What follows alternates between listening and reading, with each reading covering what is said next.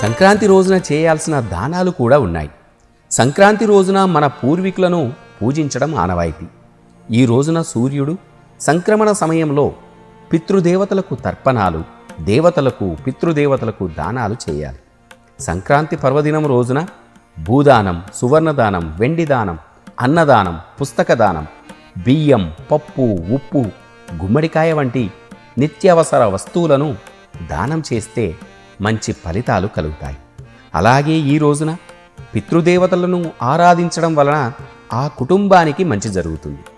సంవత్సరంలో ప్రతి రవి సంక్రమణ పితృదేవతలకు తర్పణాలు చేయలేని వారు మకర సంక్రాంతి రోజున నల్ల నువ్వులతో పితృదేవతలకు తర్పణాలు ఇస్తే సంవత్సరంలో వచ్చే అన్ని సంక్రాంతులకు ఇచ్చినట్టేనని కూడా మన పూర్వీకులు చెబుతూ ఉంటారు. అలాగే ఈ పండుగ రోజున గడపకు పసుపు పెట్టి కుంకుమ పెట్టడం, వాకిట్లో ముగ్గులు వేసి వాటిల్లో ఆవు పేడతో చేసిన గొబ్బెమ్మలు పెట్టడం, ఇంట్లో పిండి వంటలు, పరమాన్నం చేసి ఆ శ్రీమన్నారాయణుణ్ణి ఆరాధించడం వలన అన్ని శుభాలు జరుగుతాయని కూడా మన శాస్త్రాలు చెబుతున్నాయి.